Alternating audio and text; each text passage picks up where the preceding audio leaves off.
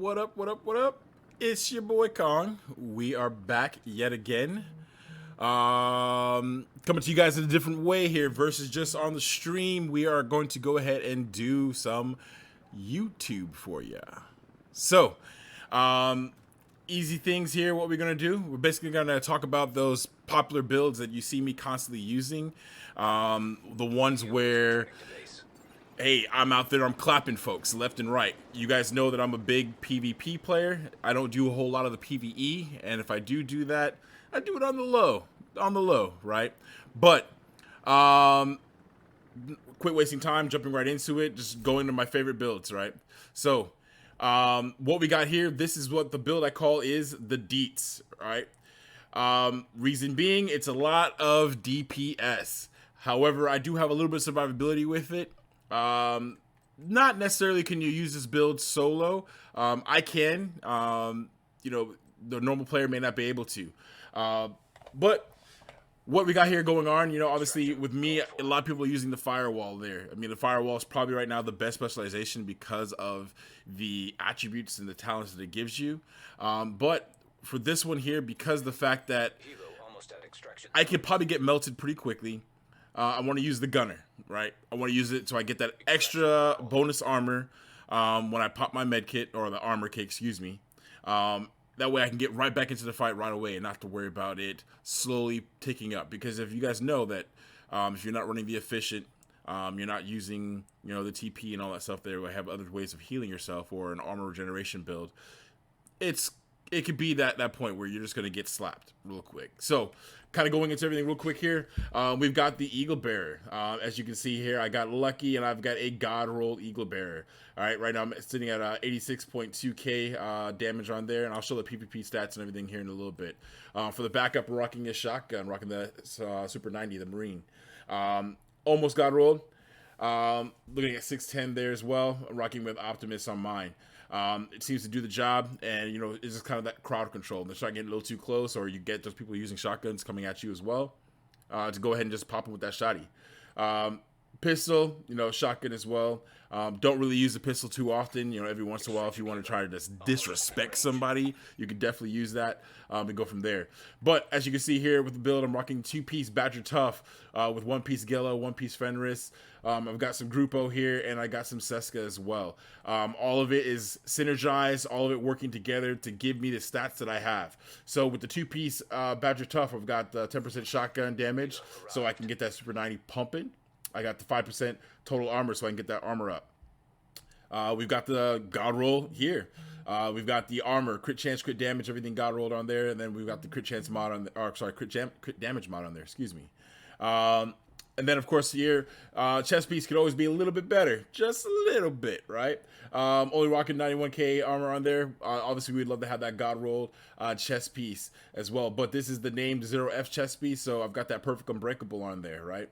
We got the max crit damage, almost max crit chance, rocking with another 11.4 mod on there. Going into my holster God roll. Love it, right? Max armor, that crit damage, that crit chance. We're out there, we're doing our things with this, right? It's going to give me that 5% total armor as well, which is get me where I have the numbers at the 1.3 there for that survivability. Go over the Fenris, basically we are rocking the Eagle Bear. We need that assault rifle damage, so I got the 10% assault rifle damage there. And then I've got, of course, weapon damage, crit chance, crit damage on there as well. On the gloves, we are rocking the Grupo there. We've got the 50% crit damage, got the weapon damage, and then of course we've got the crit damage, crit chance on there for the rolls as well. And then for the other piece that you have talents and mod slots here. So for the mods, or for the gear itself, is the Seska, like I said, it's going to be a 10% crit chance there. Got the 15 weapon damage, 11 crit damage, the crit chance, and then 11.5 crit damage mod. Now, backpack, I know some of you are looking at like leadership. Why is he running leadership on there? Well, I'll tell you this right now. I don't use the backpack talents too often. A lot of people are using the versatile, or they might use a companion and things like that. Would I love to have one of those on here? Absolutely. But the fact of the matter is that if you see my gameplay and you see the way I play, it's very rare that I don't really switch my guns too often. So versatile would do nothing for me. There's very few talents that would actually, benefit me. I could probably have a clutch on here because there's a lot of crit chance, crit damage on here. a lot of different things, but I don't focus on it. I'm able to burn people down with what I've got right here. So, skill wise, using the defender drone. All right, you'll have those ones. I mean, right now it's really popular with the people busting out the shield in the middle of the fight. So hey, you know what? You got a shield. I've got this here. I'm gonna go ahead and just use this and kind of burn you down while this is blocking some shots. And then of course, I gotta have my Banshee Pulse, which is the other reason that I'm using the gunner. If you have not been hit by the Banshee Pulse, when you are, yikes! For that first couple seconds, you're all kinds of discombobulated, all kinds of misconstrued. You don't know what is going on, but that is where you can go ahead and just burn somebody down as soon as you hit them with this pulse, and then go from there. Remember, the longer you hold it, the more fine-tuned it gets, so you can just really pinpoint somebody and just beam them right down, right? So kind of jumping into the stats here as well. As you see, 86k normal weapon damage, but that PvP damage I'm at 47. I wanted to have it a little closer to 50, but because I'm running so much armor, it's gonna be kind of hard right now. Plus, not everything is completely god rolled. But we have 60 chance on the Eagle Bear, and right now we're rocking a 165 crit damage. So that's really good. What I've seen is anything you have over 140 crit damage, that's where you start seeing those armor bars just tick away quick. Especially with people using the efficient chest piece and they pop that med kit on you, or the armor kit. I don't know why I keep saying med kit, so used to Division 1, right? But when they pop that, this is where you're gonna be able to just watch that stuff just burn down. Everything else there, all the rest of the stats, I mean, not sure what all you guys might want to look at there. I'll just kind of just scroll through it a little bit there. You know, survivability wise, I mean, this is just where we're at.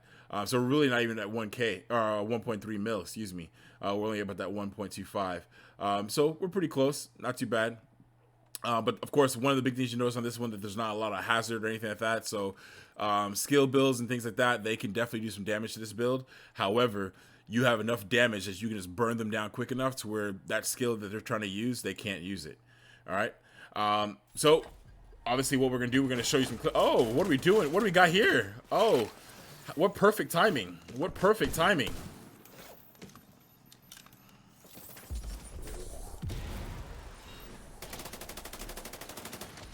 System disrupted.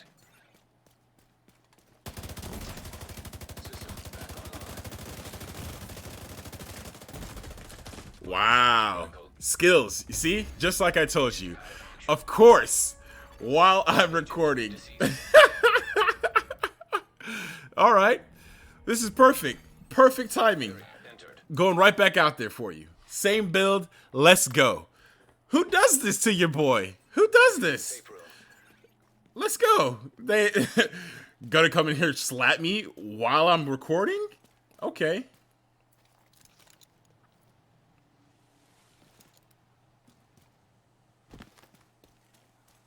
Where'd he go? There he is.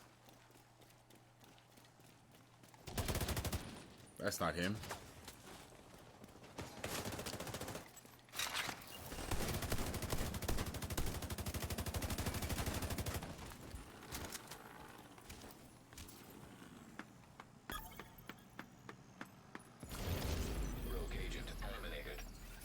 So, as you see from a distance, this build has some damage. But yeah, that I could have planned that better for someone to come running up on me while using it. And once again, using skills, using some cheesy ass stuff. But they got your boy. But that's all right though. We returned the favor there. He clapped old boy, I clapped him. Plain and simple. Anyways though, let's drop those clips for you.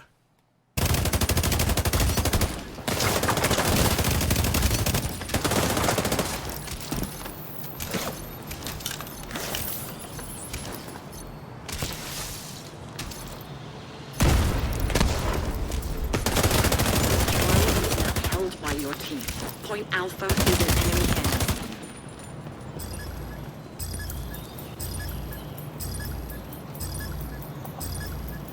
Point Alpha is being held by your squad. You're holding all 3 control points. Excellent. Rogue shock trap detected. Immediate medical assistance.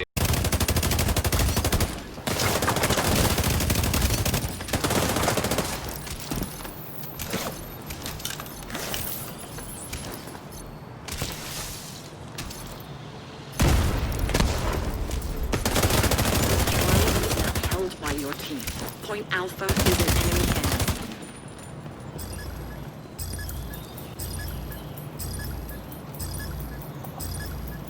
Point Alpha is being held by your squad. You're holding all 3 control points. Excellent. Rogue shot trap detected.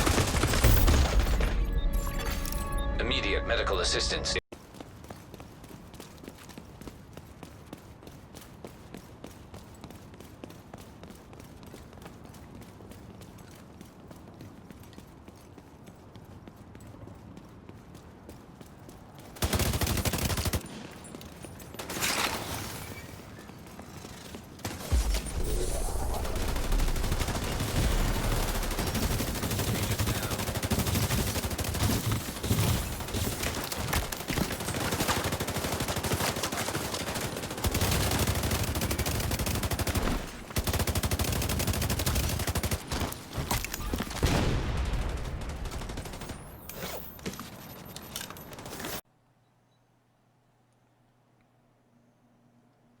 Woo, that's some good stuff. So, getting right back at it. So, coming up to that next build that I absolutely love and cherish, it's going to be my True Pestilence, is what I like to call it. The True Pestilence build, right? TP build, all that. Super cheesy. A lot of people use it. Very popular out there, but this is my version of it. So, of course, using the firewall on there. Then we've got the Pestilence. Black Tusk is leaving the area. All right. Had to check and see what's going on. You know, we're out in the DZ, so I like to live vicariously, you know, doing what we can out here. But True Pestilence, yeah, this is the build. With the Pestilence right now, we got the 59k on there for the weapon damage. Obviously, we know that Pestilence is almost maxed out. God rolled. For the backup, if I need to switch to it, I got my Negev God roll with the breadbasket, rocking the same shotgun here, pistol. 4-piece True Patriot. I've got the mask backpack, gloves, and knee pads, as you can see. And of course, I'm using the Imperial Dynasty holster. All right. DZ drop in. Obviously, we know that it is super toxic. This build is all about that cheese. And then for the chest piece, I'm rocking the Efficient. You know, and one of the big things with this one here, if you kind of notice, there's not a lot of red. No, there's actually no red. It's all about that armor regeneration. Right, this is what's going to keep me alive longer in the fights. I've tried it a couple of different ways, whatnot, but this is what seems to work out the best for me. Is just having the armor regeneration. So I'm just going to kind of scan the pieces for you real quick. I mean, we already know what this all can do, so on and so forth. And then, of course, with this for crowd control, we're using the Hive, the Stinger Hive there. And then, of course, when they're dropping all those rest of those skills and they got those shields out there, we've got to have that jammer pulse so we can go ahead and pulse them down. All right. Stat-wise, nothing impressive on here. As you see, I'm not focusing on the damage. All right, there's no chance. There's no damage to the build. It's all about the status effect. Because why? True Patriot, you've got that red, white, blue flagging up. You're flagging them up, right? Red's going to amplify the damage, or the damage that's being taken by enemies. The white is going to repair me. And then that blue decreases the damage dealt by them, right? So that's pretty much True Patriot. So let me just show you a couple of clips of how I use this build here. Bloop. Agent needs assistance. High rotation killed. Now detecting contaminated gear.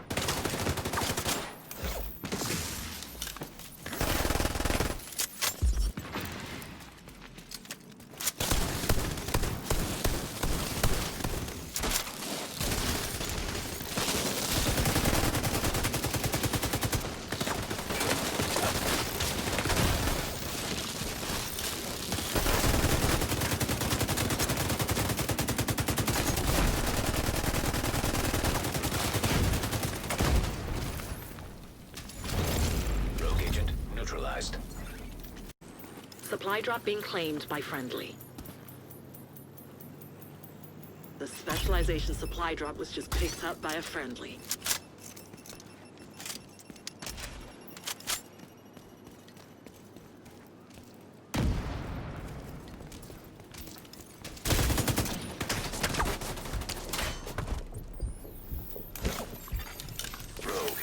Explosive Sigma detected.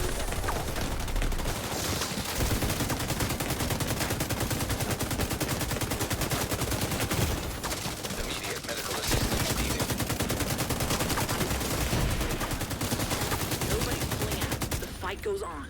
The rogues have run out of room.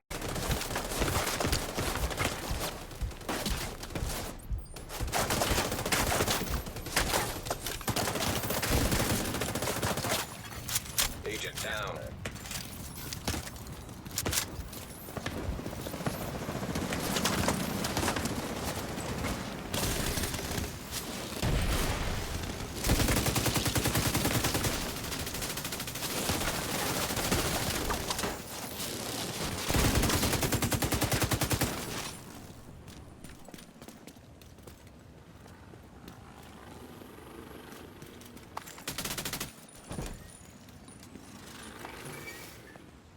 That is all I got for you guys. I'll be back with more. So definitely hit me up if you like.